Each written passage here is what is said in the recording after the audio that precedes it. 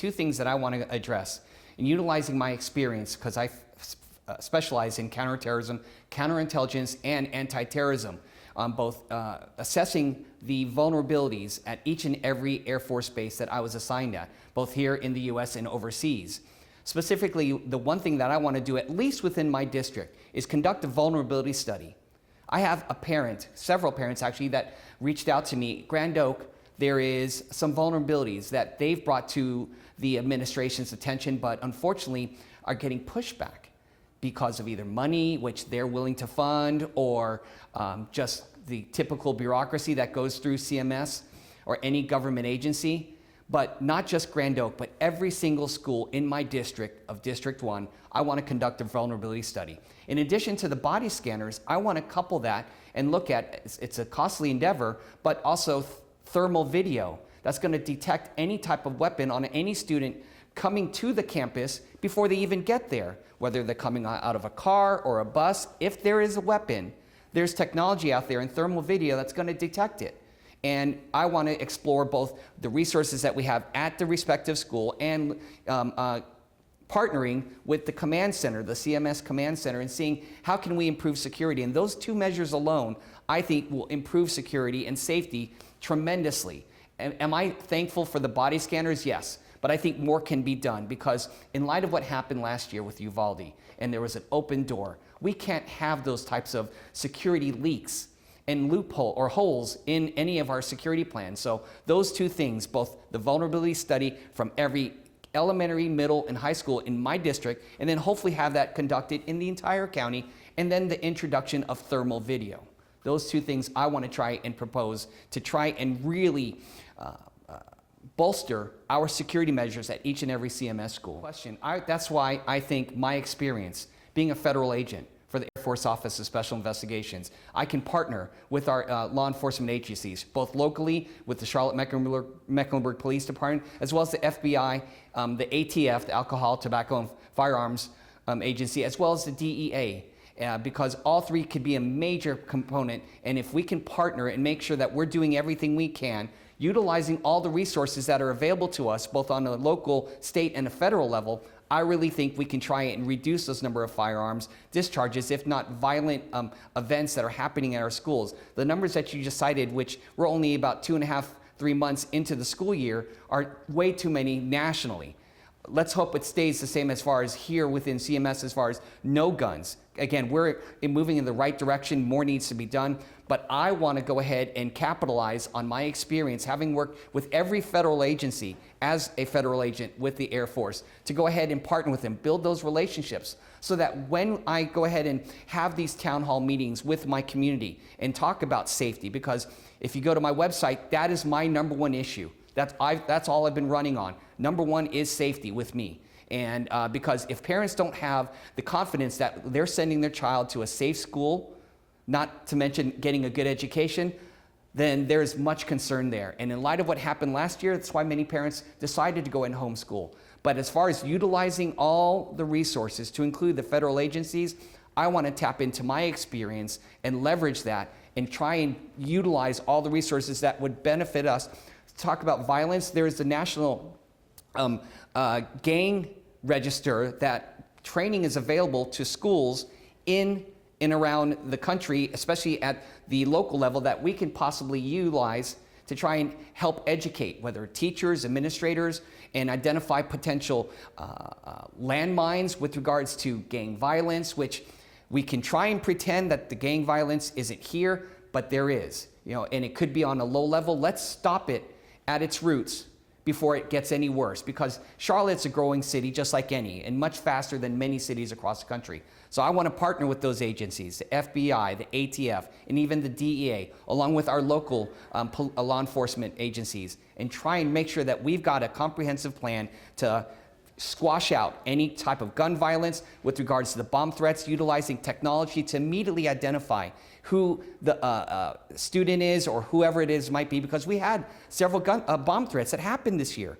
Happened at my child's school at Huff, happened in both Cabarrus County and Iredell County. So I want to make sure that if that happens again on that level, we've got the resources in place because of the relationships I've built and coordinated with our local law enforcement. That's a great question. With respect to anybody that you speak with, if they had the financial means, they wouldn't send their child to CMS. Why is that? Because of the scores, because of the safety, because of the resources that they believe are not being provided to their child, or even on the teacher level, because many teachers are also leaving.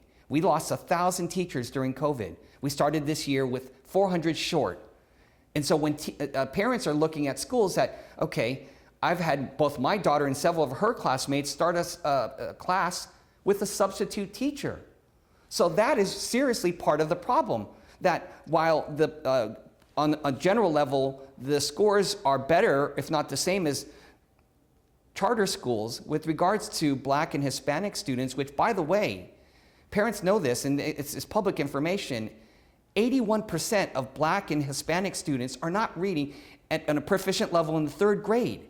That should be alarming, and that alone should have us stopping what we're doing and finding out how can we get these kids, because from kindergarten to 3rd grade, that's when children should be learning how to read. And then from the 4th grade on, they should be reading to learn. And if they're not reading by the 4th grade at a proficient level, not only do their chances of even graduating diminish, but also any chances of either postgraduate, college, or even career-ready success.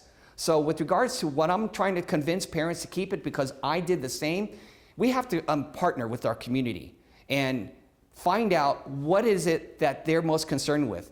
And many of them, as I mentioned, safety, student outcomes, and accountability and transparency. Those are the 3 things I'm running.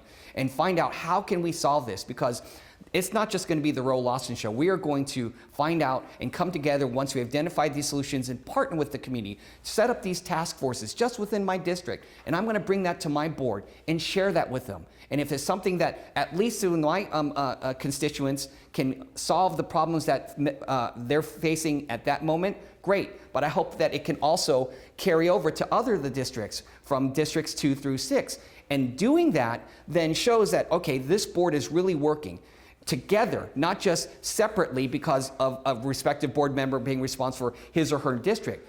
Then that shows then confidence, or sharing, giving confidence to parents that this board is truly committed to trying to identify why are kids not being able to read at a proficient level in 3rd grade, both on the general basis, because right now 61% aren't, and 81% of Black and Hispanic students. They want to know, is there a solution? Is there a plan? And for the longest time, there hasn't been from CMS. And that's how I'm going to go ahead and change that. And so the first day, I'm going to go ahead and basically deploy my teams of parents, of retired teachers, of business leaders, former military members, and let's go ahead and come up with solutions and immediately try and fix this, because time is wasting. Every day that our children aren't learning is a day lost that they can, improve their education and be able to advance. So that's how I'm going to try and give them confidence, and also showing that we're doing everything we can to retain good teachers, because they don't have teachers, they're leaving because they're thinking these teachers are going to charter schools. So those 2 things alone is what I would try to do to share with them on why they should stay with CMS. Thank you for that question. With regards to the first part of your question, with regards to a culture and what teachers are feeling, many have come to me just feeling that they just don't have the support with regards to whether it's having enough resources. And when teachers themselves are having to take money out of their own pocket to just provide the basics in their classroom, whether it's to decorate school supplies, I'm immediately going to try and provide some kind of stipend for them on having at least a fund set up for each and every teacher, so they can go ahead and put up nice pictures, have the necessary supplies, so that from day one they're ready to start, instead of, oh, okay, I've got to pull $500. In addition, with regards to the actual reasons why they're leaving, everything that you said about pay, about culture, about support, Mecklenburg County CMS teachers are already one of the highest paid in the state just because of cost of living, and it's still not enough. But at the same time, just throwing money at it isn't going to be the solution. I want to go ahead and each and every school meet with the principals and the teachers and find out what is it that's truly concerning you, and what's, one, keeping you here or potentially making you leave within a month, within a year, within 3 years? And especially if it's a good teacher. Is it because you don't feel that your safety is a number one concern, which it's going to be for me? Do you believe that you're not being given the authority to properly teach your students? Which that in itself could be a concern as far as how, my belief is we have lost our way as far as teaching our kids. And proof is in the student outcomes and the proficiency levels. If it was fine and our kids were reading above 80%, 95%, great. This wouldn't be an issue, but they're not. So what I want to try to do is really focus on also professional development for our teachers. Because if they aren't given the training that they need to continue to improve as a teacher, then we're not doing our jobs. So I want to try to make sure that each and every teacher at each and every school within my district has at least knowledge that this school board member is going to try and provide every resource available for them to do their job. And if they feel that through a culture shift, they're not able to do that, then that's where we need to come together. And I want to sit down with the principals of each school and find out, maybe just taking some teachers that feel like there's things that need to be changed or improvements that can help the current situation at that particular school. But with regards to that, those are the things that I really want to try to identify and hopefully give more confidence to teachers that they are given the support, both financially, resourcefully, that will enable them and give them the confidence to stay within CMS, because without good teachers, we're not going to have good schools. Well, obviously, this past summer, I know they had several job fairs. You know, I think we should, like, no different than what we're doing with our superintendent, do a nationwide search and maybe even partner with our Charlotte Chamber and the Mecklenburg County Board of Commissions and doing a recruiting campaign to show that, one, Charlotte and Mecklenburg County is a great place to live, and that you want to come here, send your kids, but more importantly, you also want to work here, especially if you're a teacher. But with everything that's going on, with the number of guns that happened last year, the number of assaults, violence on the rise, teachers leaving, do you think that's going to incentivize them? Would you want to come here? I wouldn't. So that's what we've got to change, the outlook of CMS. We got to totally and unabashedly make this a good place to not only come and work at, but to stay. And how do we do that? We've got to improve our image. Because as I mentioned, we just started talking, all these things are driving parents away. That if they do have the financial means, they're going to go to private. And if they happen to get the lucky lottery number, they're going to a charter school. But probably 98% don't.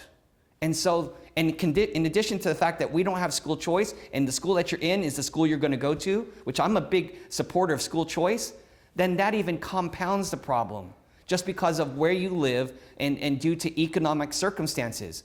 So with respect to, we have to just change how CMS is perceived, because it starts with there. And when they're looking, they can go anywhere, not only just in the state, but in the country. So let's not recruit and think just within North Carolina. Let's look outside, to our bordering neighboring states, Tennessee, South Carolina, Florida, Georgia, and see that Charlotte is a great place. You can't beat the weather, because that's why a lot of people move down from the north, because they're tired of the snow.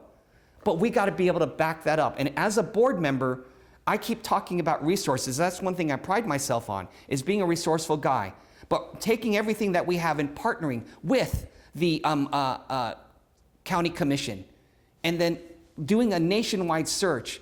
And once they get here, putting together a very attractive package that, one, not only do you want to work here, you want to stay here. And those are the things that I'd like to do when I'm on the board. Well, to answer your first question, what attributes to them leaving or being fired is getting the wrong person for the job, hands down.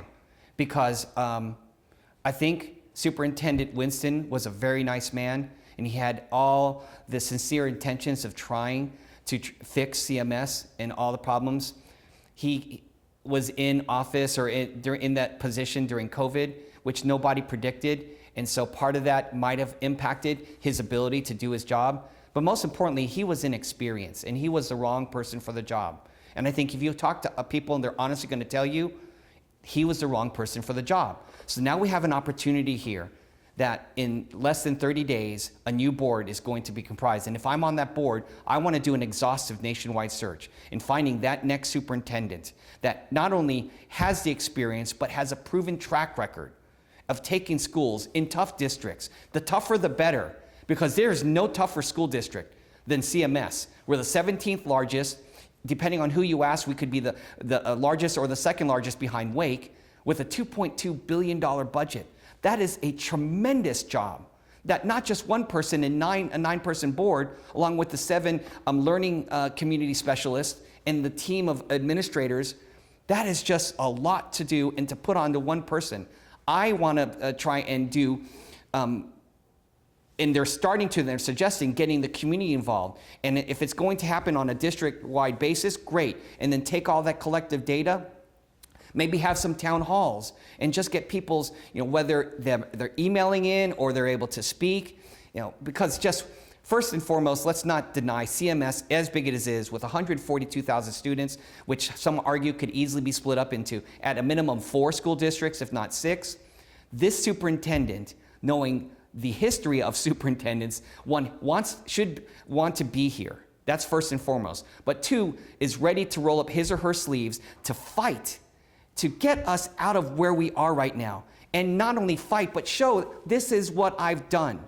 I've been able to do it before, maybe on a smaller level, but now I'm ready to go, because this is the big leagues. CMS is the big leagues.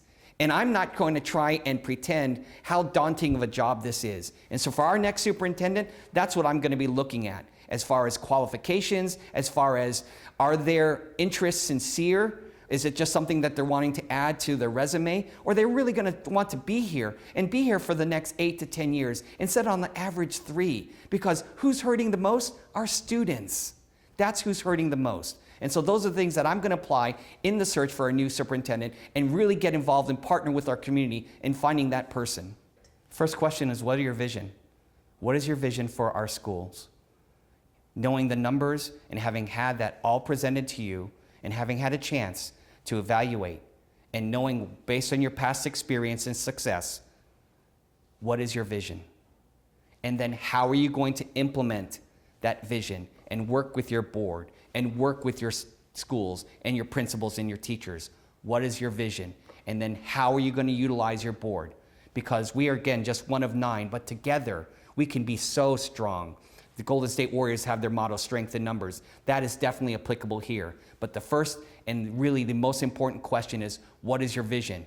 And then if the answer that he or she gives applies to a vision and a plan that's going to help us solve it, we didn't get here overnight, and it's not going to take overnight to fix this. What is his plan based on that vision? That is the most important question to me, hands down, because I ask him about numbers and data. Who cares about that? What is your vision? And if it's sincere and it is based on a plan of action and solutions oriented, then that's what I'm looking for in an answer.